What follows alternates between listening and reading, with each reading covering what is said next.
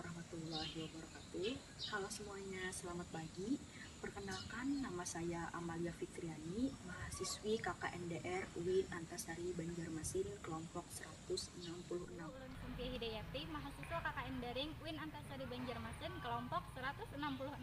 Nama ulun Muhammad Ridho Fadilah, mahasiswa KKNDR UIN Antasari Banjarmasin dari kelompok 166. Ulun Ahmad Fahriza, mahasiswa KKNDR UIN Antasari Banjarmasin, kelompok 166. Ulun Khalifah, mahasiswa KKN dari rumah UIN Antasari Banjarmasin, kelompok 166.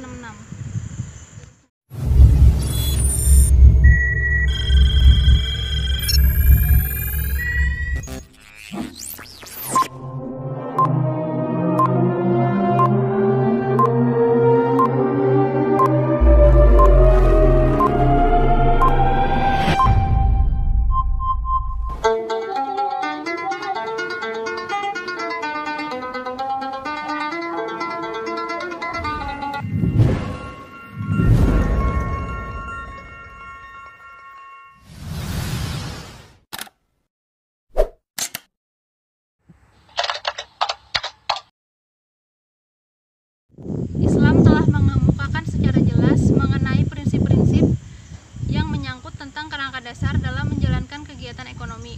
Dalam Al-Quran dan Sunnah membicarakan banyak norma dan prinsip yang mengatur hak dan kewajiban para pihak yang menjalankan kegiatan ekonomi. Ada beberapa hal yang harus dihindari oleh seorang pembisnis agar saat terjadinya pertemuan antara penjual dan pembeli tersebut terjadi rela sama rela, tidak ada pihak yang merasa terpaksa, tertipu, atau adanya kekeliruan objek transaksi.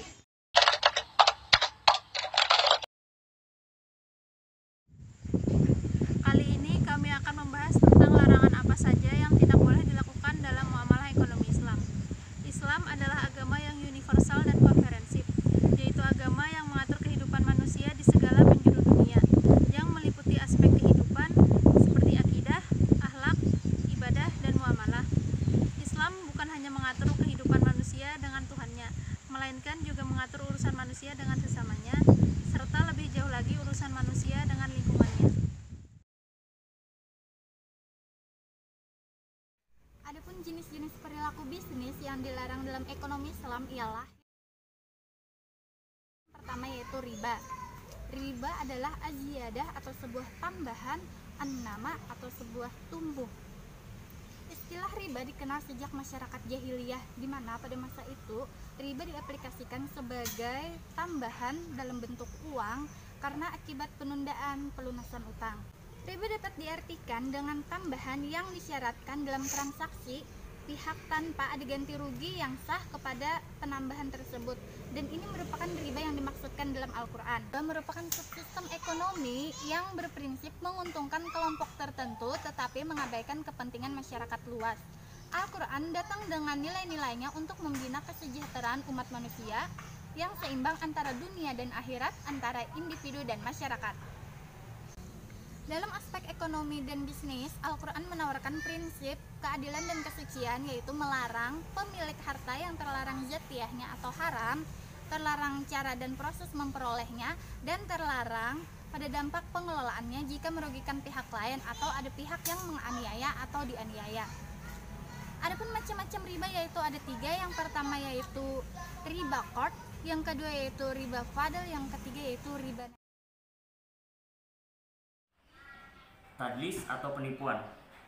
Adapun tadlis adalah penipuan sama ada pada pihak penjual maupun pembeli dengan cara menyembunyikan keaiban ketika bertransaksi.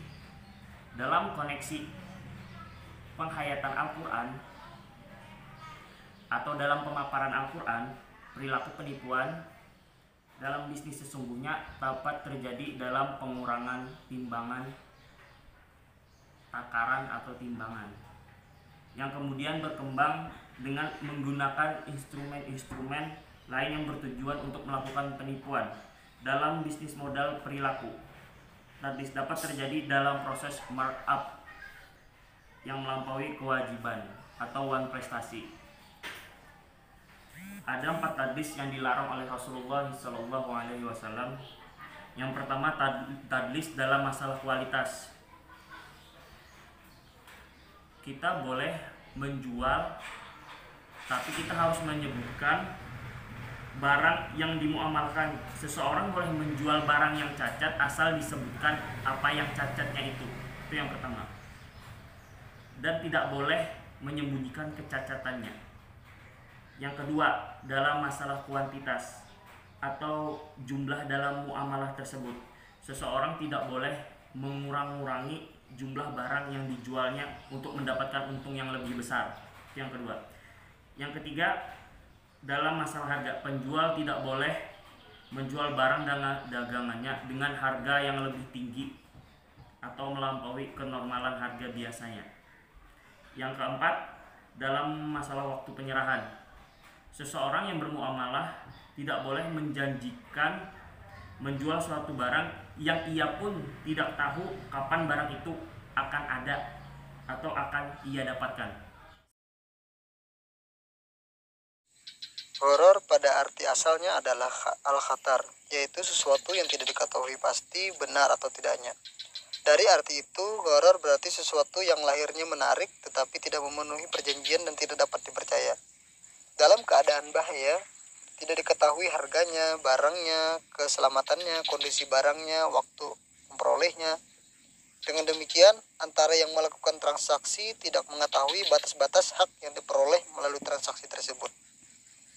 Dalam konsepsi fikih, termasuk ke dalam jenis gharar adalah membeli ikan dalam air, membeli bahan-bahan yang masih mentah di pohon.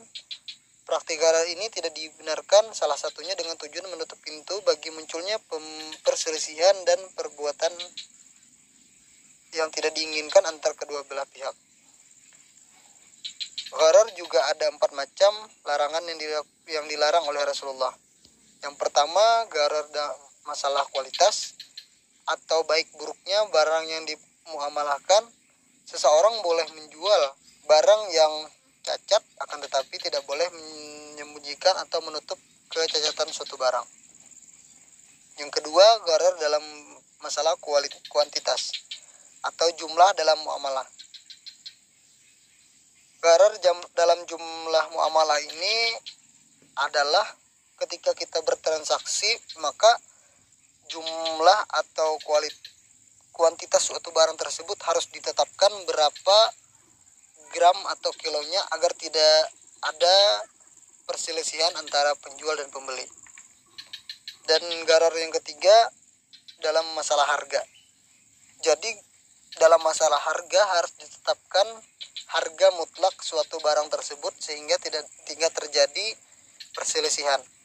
Dan yang keempat, gharar dalam masalah waktu penyerahan. Dalam masalah waktu penyerahan ini, gharar harus diberikan atau diserahkan sesuai dengan waktu perjanjian sehingga tidak menimbulkan perselisihan. Dan gharar yang boleh atau tidak boleh dijanjikan dalam menjual suatu barang yang ia pun tidak tahu kapan barang itu akan ia dapatkan. Maisir atau judi. Perilaku maisir atau judi,